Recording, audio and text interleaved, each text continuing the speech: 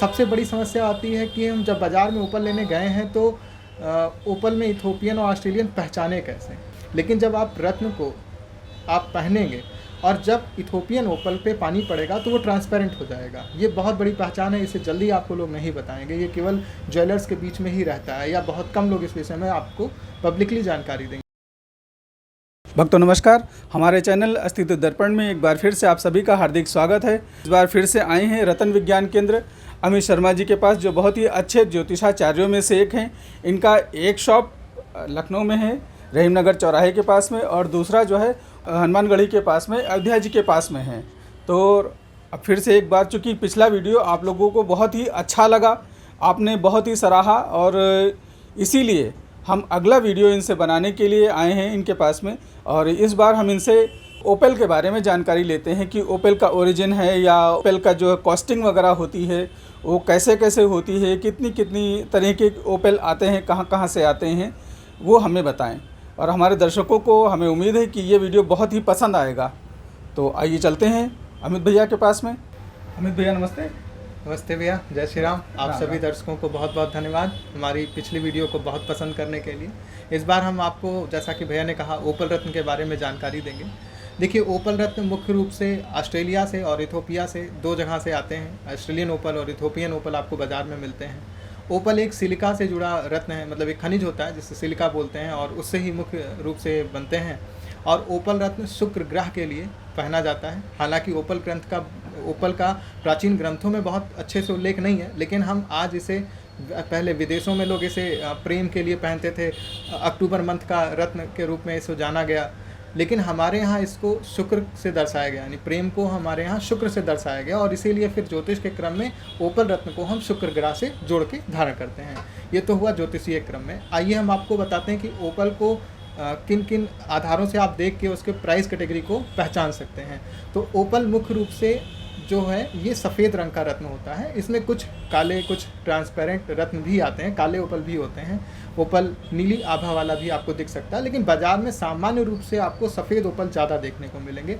और जो ओपल प्लेन होगा, यानी जिस पे कोई भी रंग बिरंगे फायर नहीं दिख रहे हैं, चमक होती है इस रत्न में, जैसे फायर बोलते हैं, उसे हम आपको वीडियो के माध्यम से भी दिखाने की कोशिश करेंगे। इन्हीं फायर के आधार पे ही इनका मूल्य का वर्गीकरण होता है। और साथ ही साथ ऑस्ट्रेलिया से निकले हुए ओपल जो है थोड़े महंगे होते हैं, और इथोपिया से निकले हुए ओपल जो है थोड़े सस्ते होते हैं। और ऑस्ट्रेलियन ओपल ही ज़्यादा अच्छी स्थिति में होते हैं, ज़्यादा मजबूत होते हैं, उनका उपयोग और उनका लाभ भी ज़्यादा अच्छा होता है। इथोपियन ओपल आपको देखने में बहुत अच्छे मिल जाएंगे, लेकिन वो जो है ऑस्ट्रेलिया वाले ओपल की तरीके उतनी गुणवत्ता के नहीं होते हैं।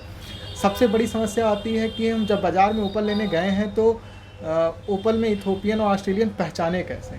देखिए, रत्न लेते समय हो सकता है आपको पहचान ना हो, लेकिन जब आप रत्न को आप पहनेंगे और जब इथोपियन ओपल पे पानी पड़ेगा तो वो ट्रांसपेरेंट हो जाएगा। ये बहुत बड़ी पहचान है, इसे जल्दी आपको लोग नहीं बताएंगे। ये केवल ज्वेलर्स के बीच में ही रहता है या बहुत कम लोग इस विषय में आपको पब्लिकली जानकारी देंगे। तो इथोपियन ओपल को अगर आप पानी में रख दिए एक दिन, तो अगले दिन वो ट्रांसपेरेंट हो जाएगा, भले ही वो वाइट दिख रहा हो, ऑस्ट्रेलियन ओपल जैसा दिख रहा हो। और जो ऑस्ट्रेलियन ओपल है उसे आप पानी में ही रखेंगे तभी वो अच्छा बचेगा। अगर उसे आपने नॉर्मली पानी या तेल से हटा के रख दिया तो वो ख़राब हो जाता है। बाय द वे, अगर आपने उसे पहन लिया है तो आपकी बॉडी के ऑयल और पानी से वो जो है सस्टेन करेगा, मजबूती से बना रहेगा और नहीं ख़राब होगा।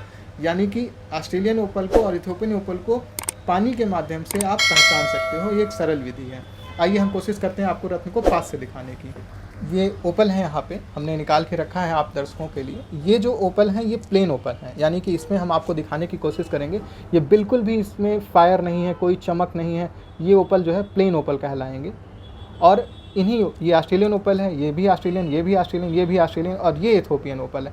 मतलब अगर साथ में देखा जाए तो कोई अंतर नहीं महसूस होता है, लेकिन मैं आपको कोशिश करूंगा कि आपको समझ में आए वीडियो के माध्यम से। ये आपने प्लेन ओपल देखे, और प्लेन ओपल आप जो इस तरह के ओपल होते हैं ये आपको मार्केट में 150 रुपये से 200 रुपये रत्ती तक मिल जाएंगे। हमारे पास भी ये आपको 120 से लेके 180 के बीच में अलग अलग रेंज है, वो आपको मिल जाएगी।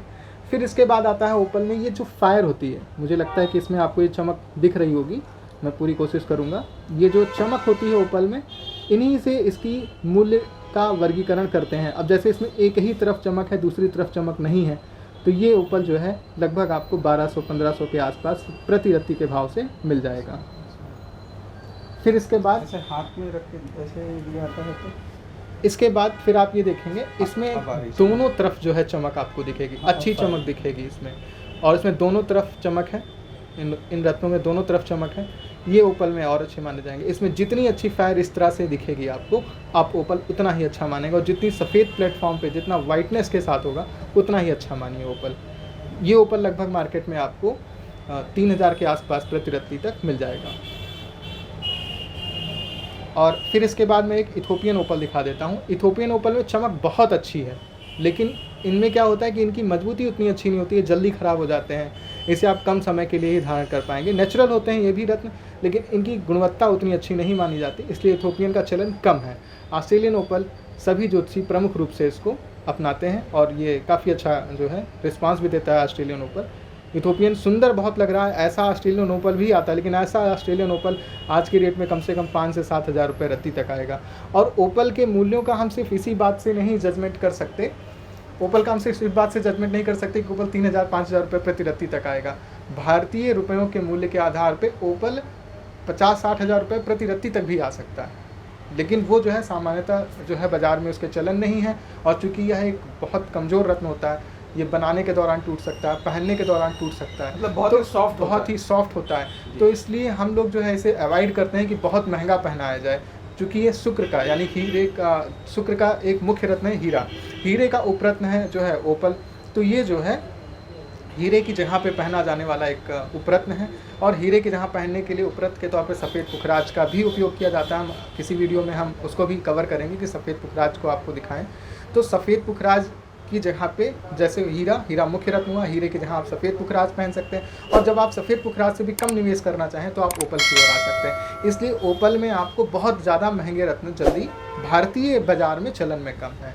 तो जो मुख्य रूप से हमारे पास उपलब्ध हैं, जो सामान्यतः बाज़ार में चलते हैं, उन रत्नों को ओपल को हमने दिखाया है। बाकी तो वैरायटी रत्नों में आप सब जानते हैं, पृथ्वी रत्न गरबा है, बहुत से रत्न निकलते हैं, लेकिन मुझे लगता है इन चीज़ों से आपको काफ़ी हद तक ओपल के बारे में समझ में आया होगा। जो ओपल है तो ये किस मतलब किस ग्रह के, या जो कुंडली जैसे जिसके पास नहीं है, और बहुत से लोग होते हैं कि इंटरनेट पर अपनी कुंडली उन्होंने date of birth time place डाल लिया, कुंडली निकल आई उनकी, और उन्होंने बर्थ चार्ट देख लिया। तो बर्थ चार्ट को देखकर वो कैसे कैसे जो किस मतलब हमारा कहने का है कि किस लग्न के हों, या शुक्र जैसे अभी आपने बताया ज्योतिषी है, तो ज्योतिषी में शुक्र कहाँ बैठा हो, मतलब किस घर में बैठा हो, किस मैं समझ गया आपके प्रश्न को, मैं बताता हूँ। देखिए मुख्य रूप से आप ये पूछना चाह रहे हैं कि जो है शुक्र के लिए जो ओपल रत्न है ये किन किन पत्रिका के लोग धारण कर सकते हैं और इसके क्या क्या प्रभाव। तो देखिए चूँकि रत्न धारण करने का नियम बहुत सूक्ष्म तरीके से उल्लेखित है ज्योतिष में, और बहुत ही एक तरीके से कॉम्प्लिकेटेड सब्जेक्ट है। प्रथम दृष्टया बहुत सरल दिखता है, लेकिन रत्न धारण करना बहुत ही कॉम्प्लिकेटेड होता है। तो इसे बहुत सावधानी से और एक उचित ज्योतिषीय सलाह के माध्यम से पहनना ज़्यादा उचित होता है। लेकिन सबसे सरल रूप से आप कैसे समझें वो हम बताते हैं। अगर कोई व्यक्ति वृषभ लग्न का है, चंद्र राशि की बात मैं नहीं कर रहा, उसके लग्न पत्रिका में यदि वृषभ लग्न है, तुला लग्न है, मकर लग्न है, कुंभ लग्न है, तो वह व्यक्ति सरलता से ओपल रत्न धारण कर सकता है।